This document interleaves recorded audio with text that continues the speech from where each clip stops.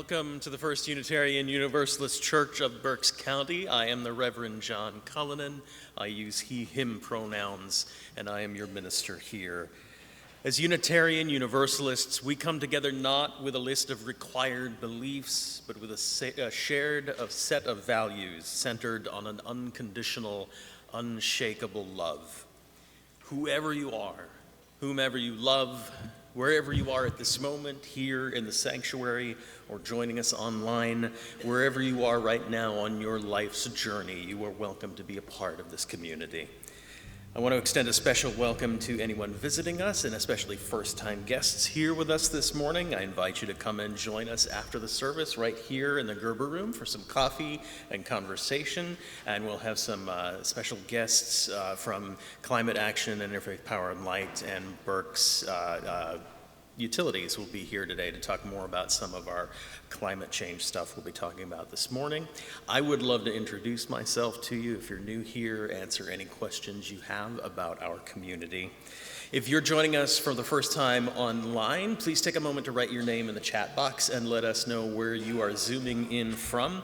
You can find a link to the website in the chat box as well as to the order of service for today. And now let's take a moment to center ourselves for this morning's worship. Please close your eyes. Feel yourself rooted where you are and connected to this earth that we celebrate. Take a deep breath in and out. And let us worship together on this beautiful morning.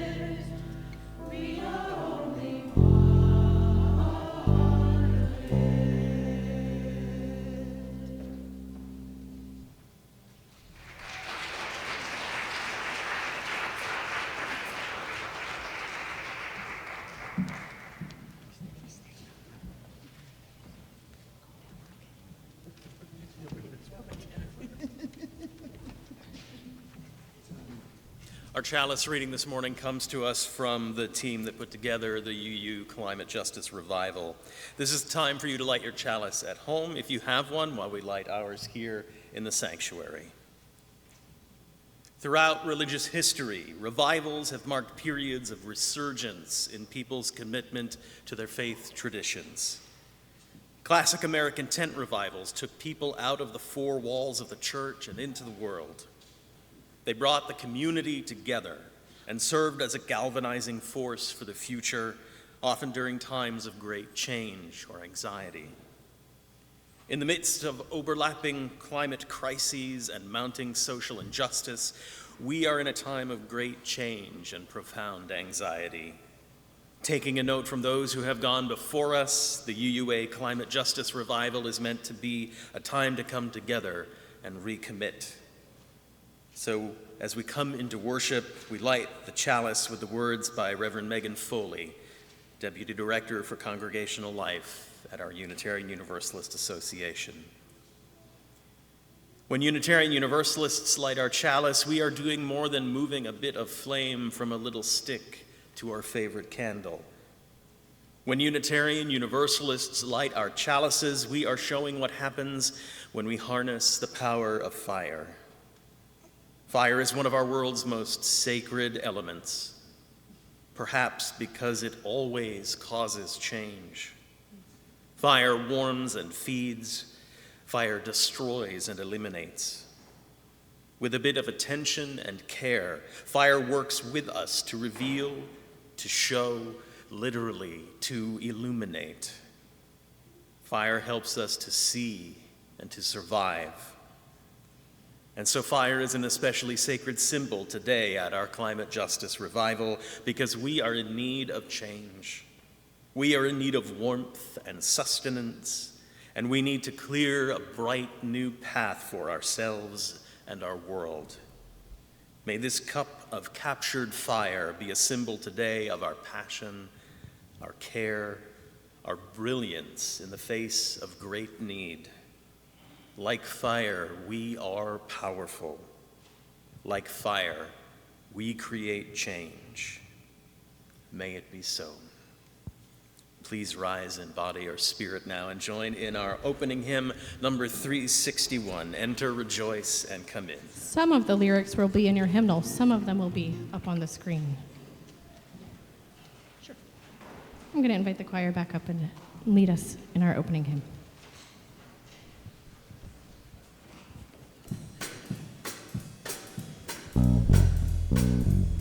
Invite your bodies in this morning. Invite your voices in this morning. As we enter, we rejoice, and we come in. Enter, rejoice, and come in. Enter, rejoice, and come in. Today will be a joyful day. Enter, rejoice, and come in. Ben, ben, alegrate hoy. Ben, ben, alegrate hoy. Ben, ben, alegrate hoy. Es hoy un día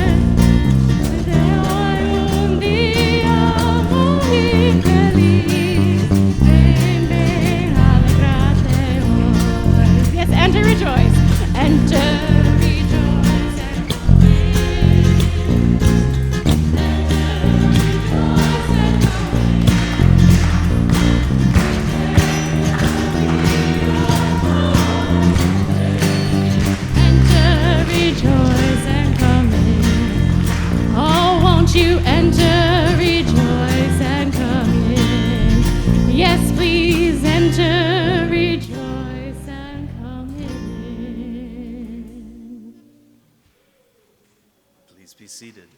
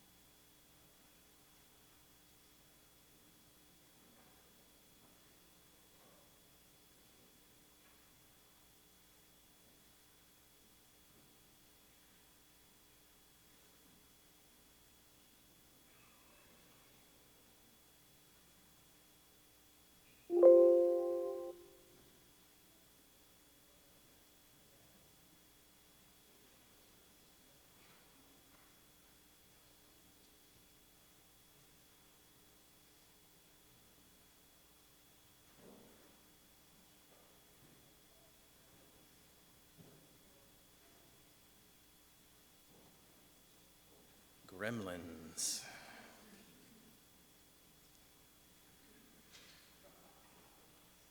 In this congregation, we call to mind and to heart all those who are in need of our care, our concern.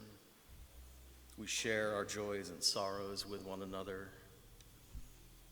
This week, I ask you to take a moment to call to mind all who are in need of our attention, our care, our kindness, our love.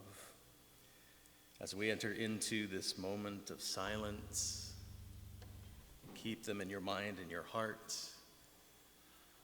Call their names out if you are so moved.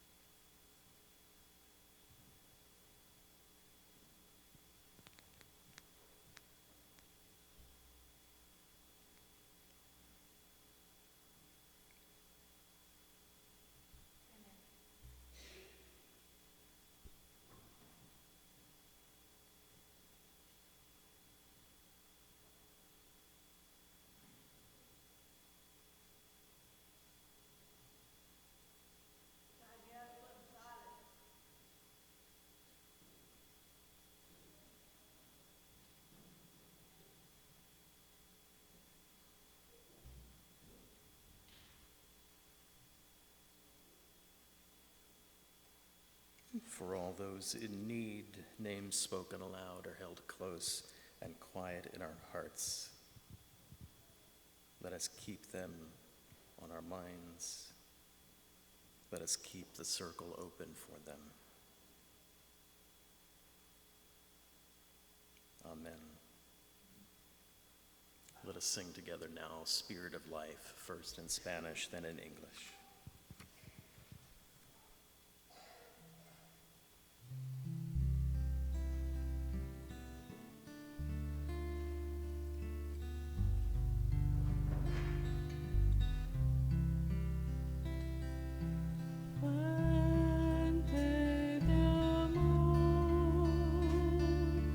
Venga hacia mí y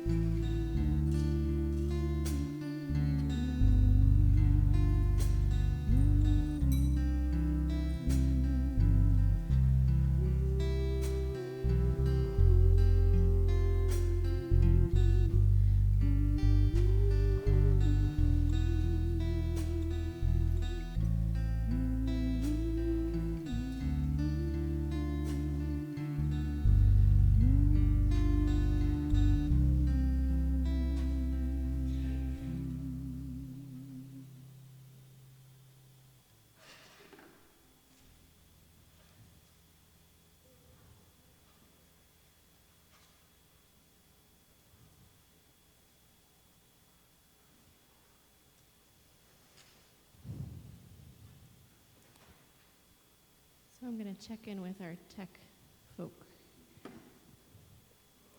Okay, so we're going to sing a song you heard while you were gathering this morning. And it's Wake Now, My Senses. It's the number in my heart. It's the number 298. It's number 298.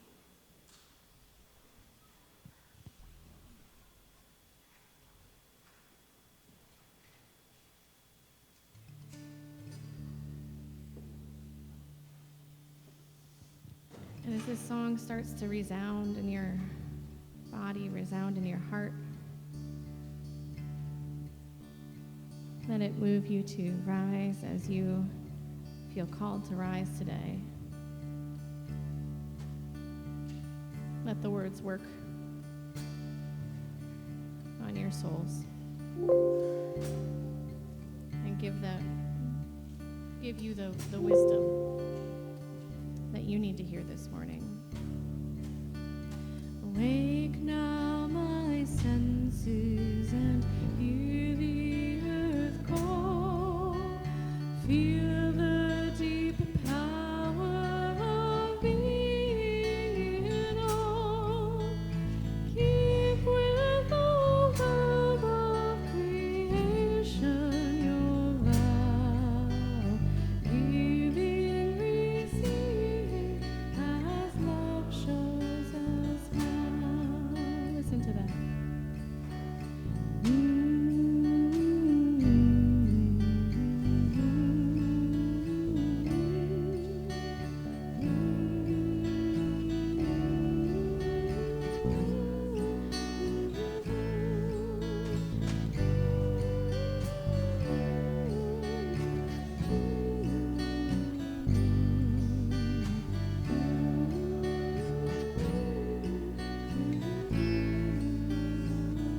Verse 3 together.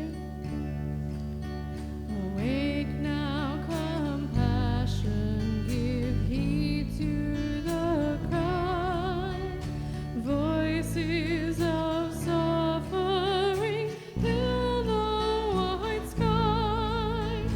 Take as your neighbor, both stranger and friend, praying and striving their hardship to end. We're going to listen to the band one time through.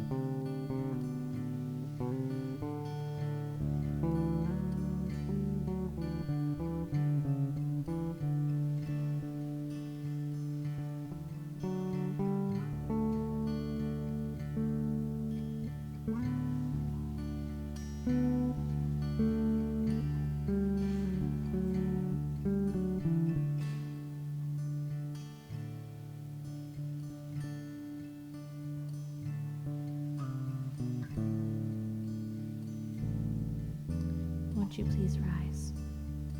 Verse 4.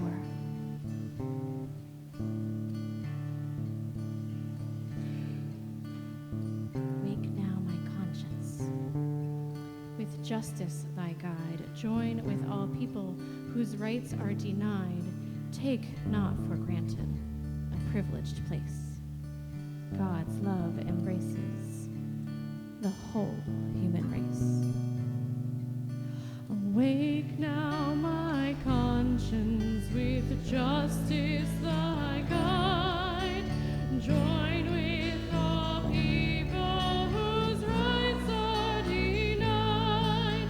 Take not for granted a privileged place. God's love embraces the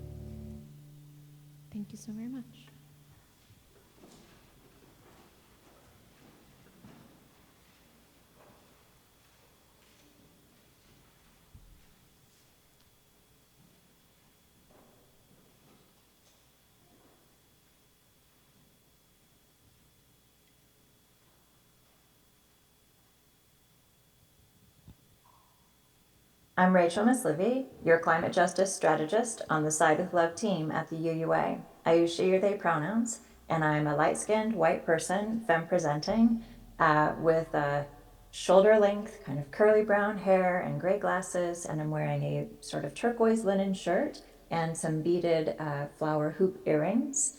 I'm sitting in front of a Zoom background that is red and blue and has flowers all around the edges, and the UU Climate Justice Revival logo up at the top. The love that lies at the center of our faith is a love that expects nothing less of us than the rebuilding of this struggling world. We hold a love greater than we know between and among us, born from all that we hold holy. It takes many of us in community to insist that a better future is possible. As the Reverend Dr. Sophia Betancourt invites us to hold love at the center of our faith, we must equally ask, how do we center love in the climate movement?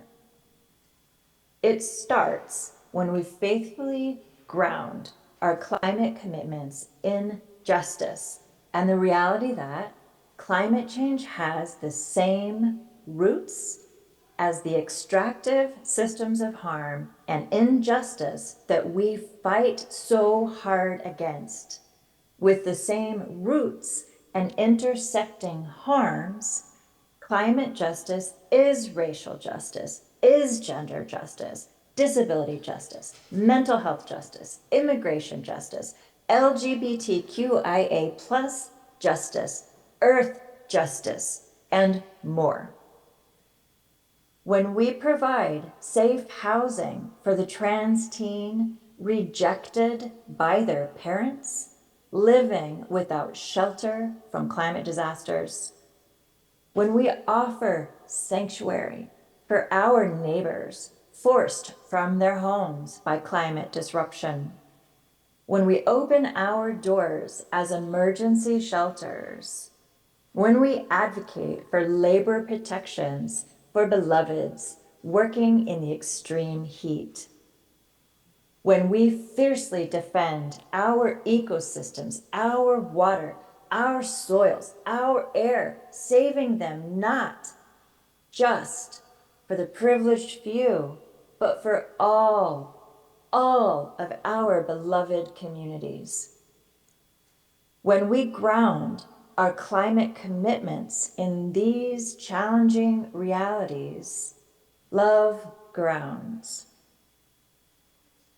Love, at the center of our climate strategy, connects.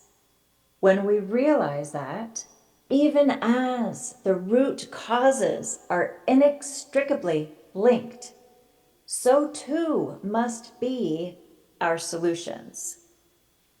When we refuse to overlook climate injustice, when we shift from me and mine to we and ours, when we understand our interdependence, when we know in our bodies that the work is more than just technical solutions for those who can afford solar or electric cars. When we fight for clean energy, clean water, clean air as human rights, as nature rights, as earth rights, love connects. Love at the center of our climate resilience builds. When we overwhelm those challenging realities with community care. As Toni Morrison says, it's not possible to constantly hold on to the crisis. You have to have the love. You have to have the magic. That's also life. When we bring joy to our movement spaces and share snacks at our meetings as we knit socks and crack jokes, when we bounce babies on our knees as we strategize, when we laugh and play, when we draw on our faith, our inner strength, our hopes, our dreams, our creativity, our magic. When we creatively and joyfully elevate all of the many, many, many, many, many, many ways that we can create new worlds together, love builds. Love at the center of our climate action transforms when we realize we need a new way. When we balance what my community needs with what brings me joy. When we experiment with new ways of being, thinking, relating, and acting together. When we admit that I alone do not have the answer.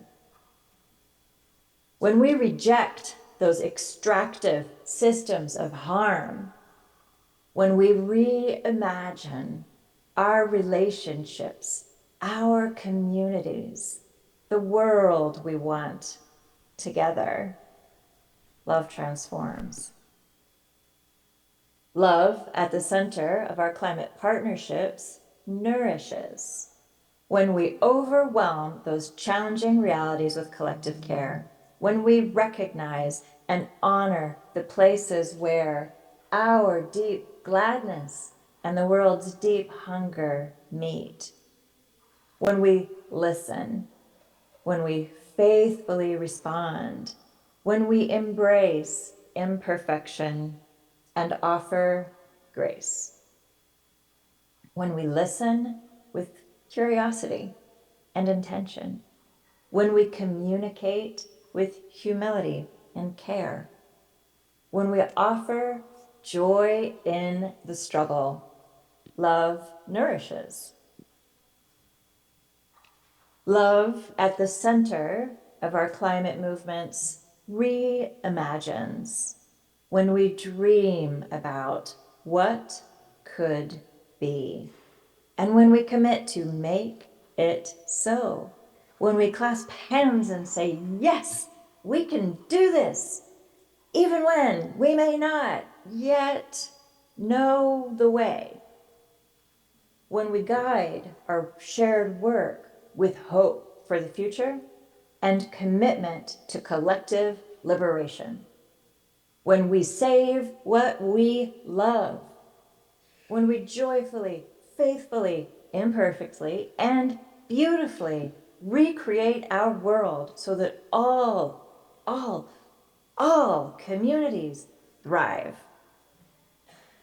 When love is at the center of our climate movements, love grounds, love connects, love builds, love transforms, love nourishes, love reimagines.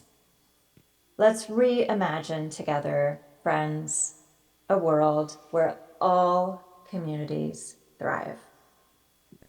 Love is at the center. Every justice necessitates climate justice, and climate justice necessitates every justice. These are new stories that we're telling. These are new stories that we're telling. We are learning to tell ourselves a new story about our wholeness. We are learning to imagine ourselves into a different relationship with the earth. We are learning to imagine ourselves into a different relationship with the earth and how we live with them.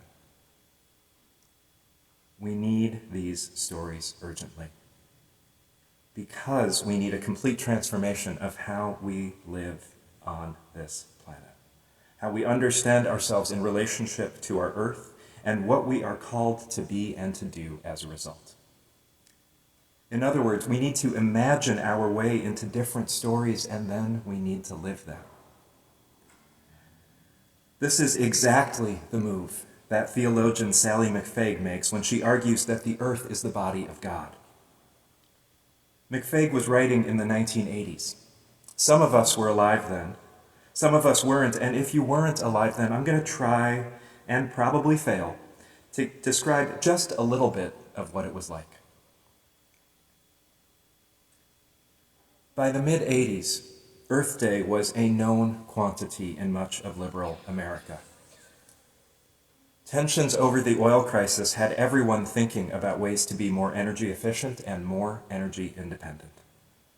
Environmentalists saw a glimmer of hope, and they and we also saw many gathering clouds of war and global destruction in the form of a nuclear weapons race.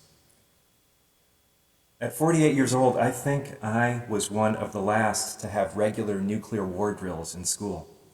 And even that was elementary school. They were an artifact of the past by my middle school years. But the specter of nuclear annihilation was very real, it was very present, and the sense of living within a period of existential threat was palpable. Not to put too fine a point on it, but McFague was riding into the teeth of apocalypse. She was doing theology on the cusp of existential annihilation. In other words, not too different from the theology that we are doing today with the presence of the earth and its suffering in our hearts and in our minds. Her method, which she called metaphorical theology, asked us to move into a place of imagination with her question, how would we think or act differently if this were true? She knew that she was working against entrenched notions of God just as we are today. And instead of arguing and trying to knock an idol off its base, she said, keep your idol, keep those ideas. Just ask this question with me. How would you think or act differently if this were true? And then she said, what if the earth was the body of God? I get shivers when I ask that question. And if you're struggling with this, let me remind you of two things. First, that some theologians have defined God as that which is greater than us, that which we are wholly reliant upon, and that which we cannot live without. Which is to say that nature, which is to say that our earth does a very good job of fitting that definition and criteria. Second, many have said that if I look at my checkbook, I will know what I believe in. If I look at my credit card statement, it will tell me what I believe in. If we were to look at our checkbooks, if we were to look at our credit card statements, what would they say we believe in? If we are going to have a God today, if we are going to put any logic up above us and follow its call, if we are going to open our hearts and surrender to anything, and particularly knowing that what we believe shapes what we act and how we act shapes what we believe, thinking and acting as if the earth was the body of God would be an awfully good model to live within and to live with. Hang out in that space of imagination with me for a few moments, will you? Can we imagine how different things would be if we behaved and acted as if we believed that the earth that we walk on, the earth that provides everything that we have, is the body of our Creator? The funny thing, of course, is that we need not imagine at all. It is literally true that we are wholly reliant upon the earth, that the forces of nature are far greater than we can ever be and beyond our understanding and imagination, and that we literally cannot live without it. Western intellect has made the fundamental category error of believing that we are separate from that which we are inseparably apart. The earth is God, and we are intimately part of God's body.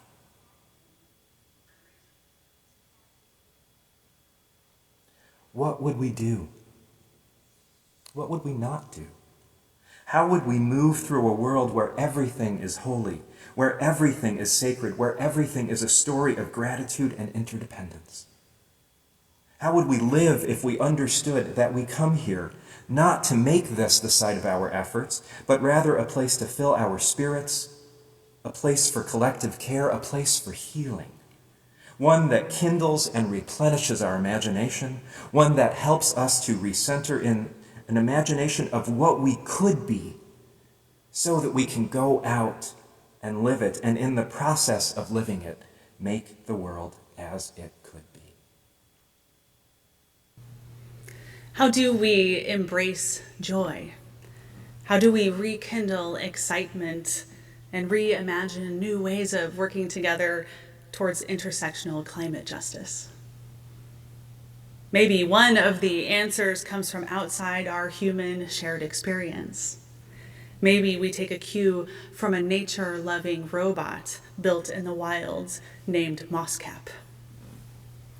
The solar punk novella, Psalm for the Wild Belt by Becky Chambers, is a love letter to mutual support, just and harmonious relationship building, and natural systems of which humans are only a small part. Sibling Dex, one of the protagonists, is a monk whose vocation calls them to travel between villages, serving tea and offering a space of accompaniment for the weary and the grief-worn. On their travels, Sibling Dex meets an unlikely companion, a wild-built sentient robot named Splendid Speckled Mosscap. As their friendship unfolds, Mosscap and Dex discover they hold a similar guiding question on their individual but overlapping journeys. What do humans need? As the unlikely duo adventures through the wilderness, Mosscap and Dex, the robot born of the forest who longs for learning about humans, and the urban monk who revels in the solitary life of travel between villages. They find companionship as they learn about themselves and the world.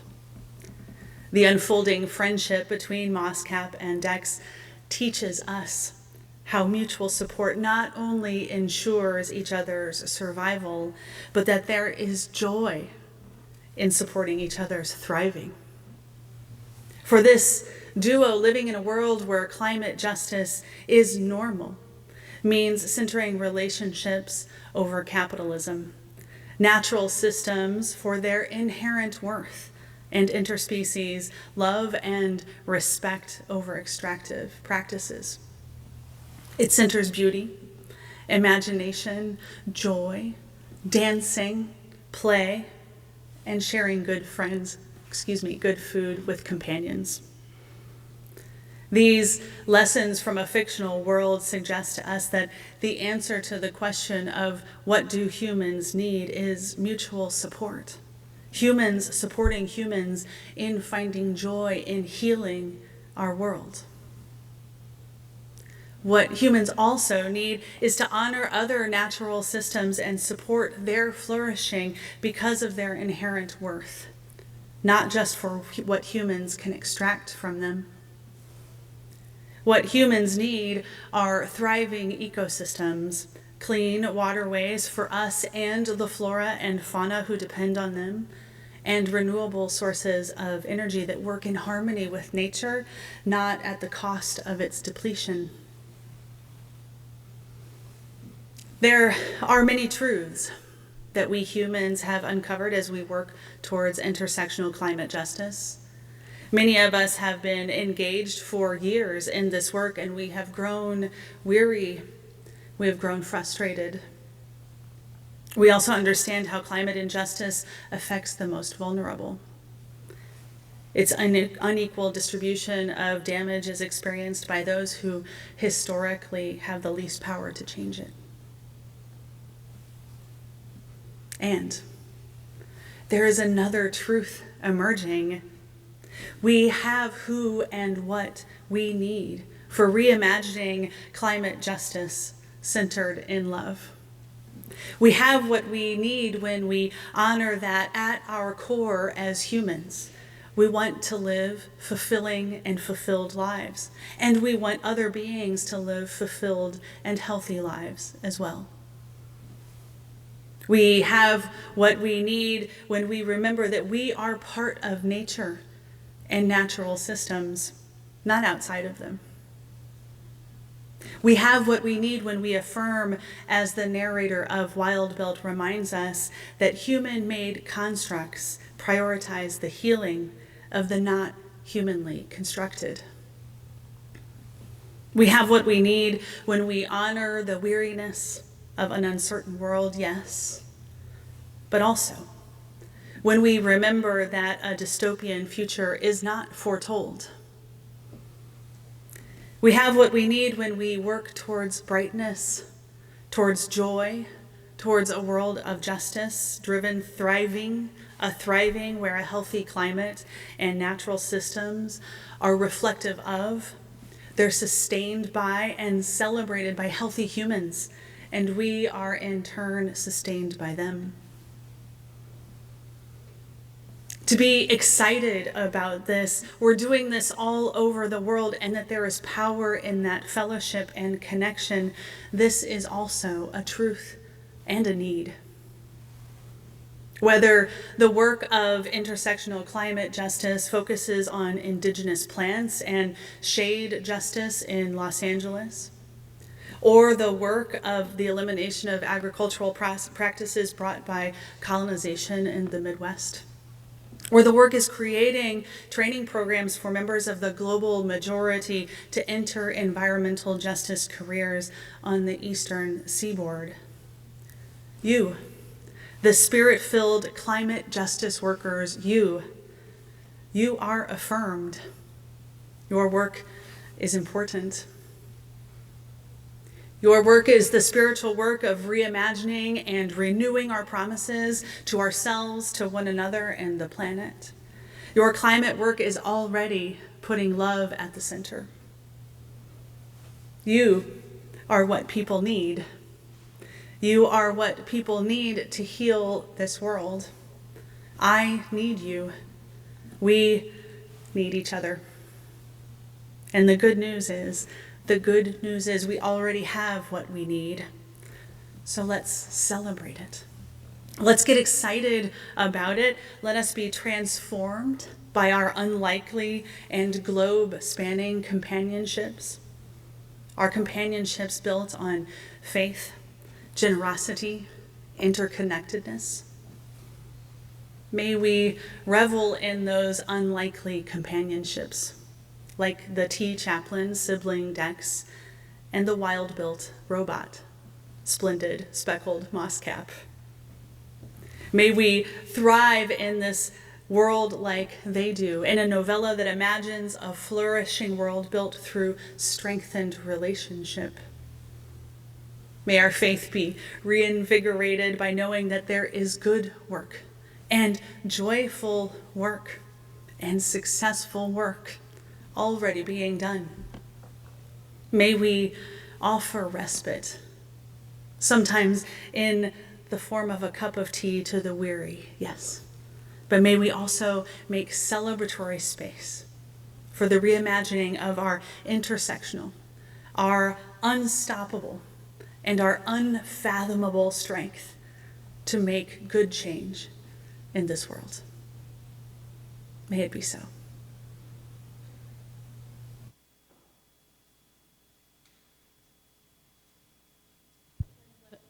Friends, let us imagine together. We're going to sing together. It's a song called We Will Rise. It's by my beloved colleague Cliff Harden. And the words go like this.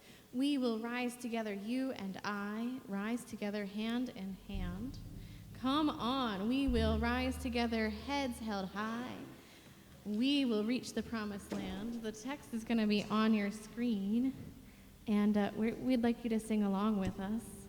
And it's a zipper song, so that by the second time through, we're going to zip in a new word from Rise. So here we go.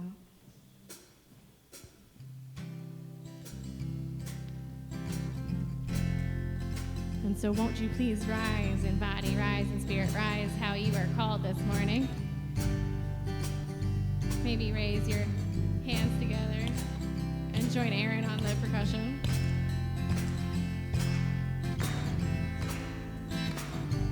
We will rise. Here we go. We will rise together, you and I.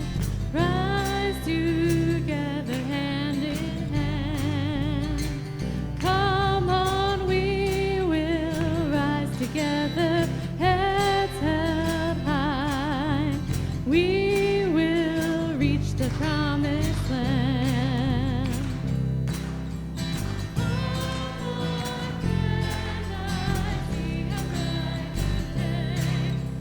Freedom rings for everyone.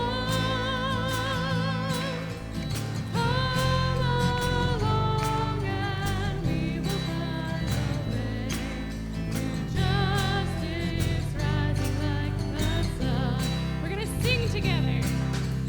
We will sing together, you and I. Sing together, hand in hand. Come on, we will sing together, heads held high. We will reach the promised land. Come, my friend, I see a brighter day, where freedom rings for everyone. Come along and we will find a way to justice rising like the sun. We're gonna dance. We will dance together, you and I. We'll together, hand in hand. Come on, we will dance together, heads held high. We will reach the promised land.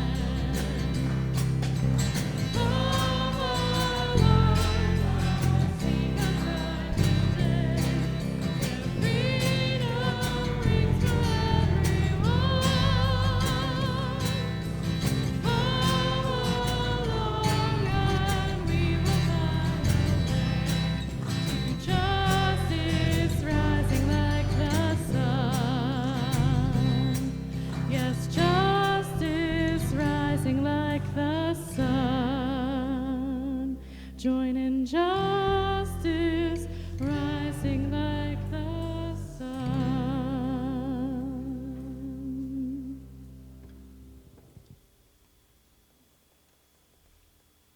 As a community of faith, we share what we can with one another. We offer ourselves through the ministries of this church by giving to and receiving from one another. One of those gifts is our financial resources. Your generosity makes it possible for us to live out our principles in our church and beyond our doors, keeping hope and courage and forgiveness and compassion alive. You may make a contribution online through the giving app this morning, or you may place it in the baskets as they come by you today. The offering will now be accepted. May what you give bring you joy and into deeper relationship with this community.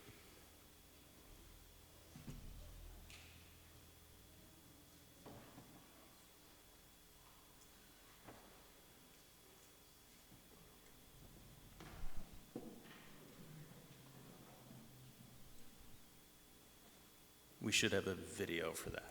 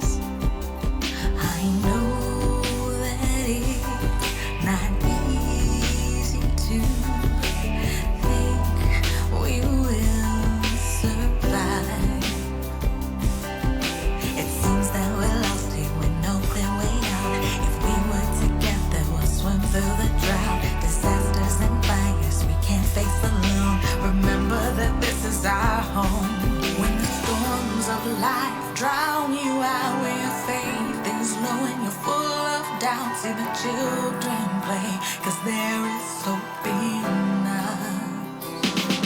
When the winds of change will burn your fears and disaster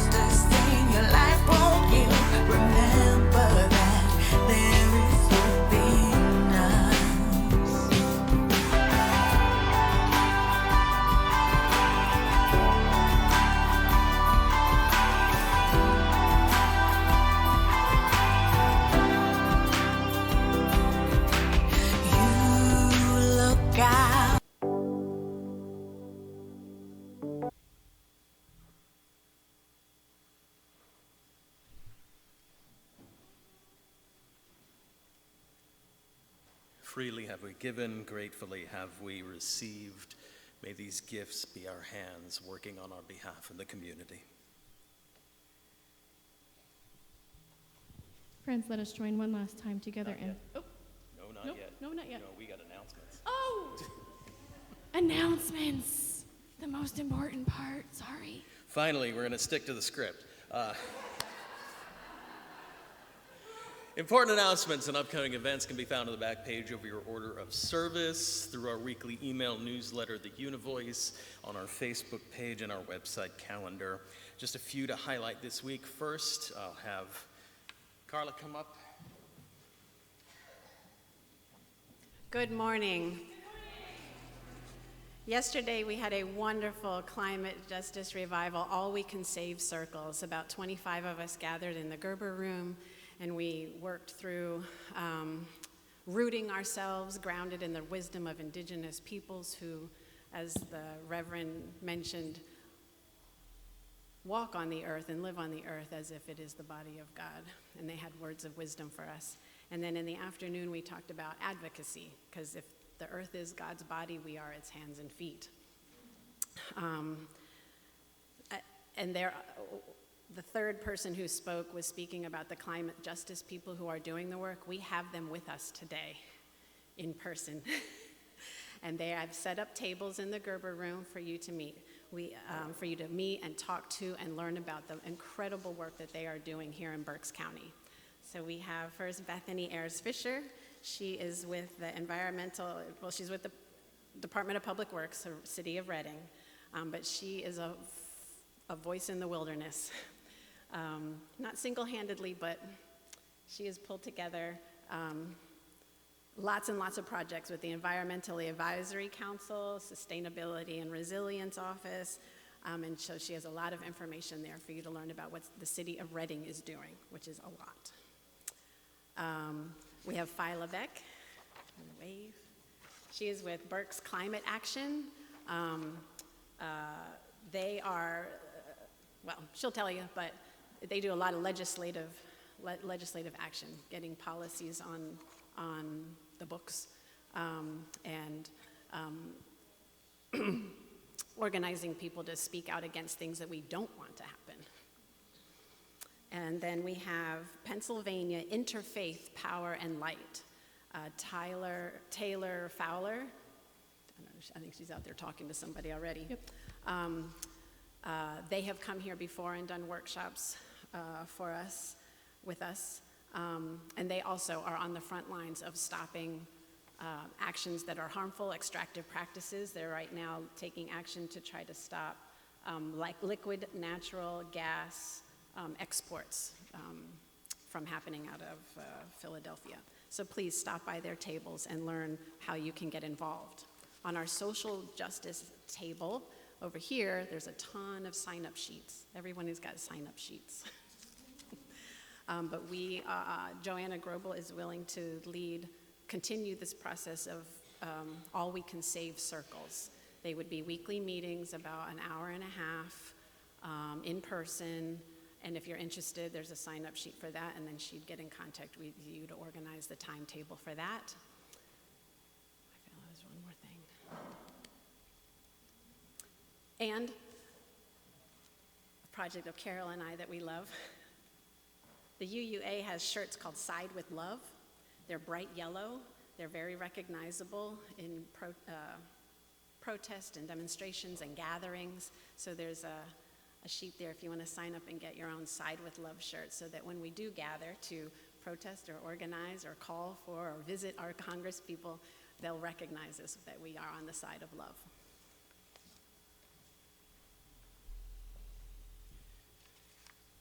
And starting on March 6th, which is a Thursday, and going on for 6 Thursdays, I will be leading online on Zoom a 6-week class on Unitarian Universalist Theology 101. Over those 6 weeks, we will delve into the questions like, what is theology? What are God and Spirit? What's our purpose? What are our sources? Things like that. And we'll gather together for about 90 minutes each Thursday for 6 consecutive, starting on the 6th. The link to sign up for UU Theology 101 will be in the next issue of the Univoice, so keep your eyes open for that. And now, Cool. And now, Blue Boat Home, we're going to do one verse. We're going to do the first verse. We're going to do it together loudly and strongly and boldly. Please rise in body, rise in spirit, as we close out our worship service this morning.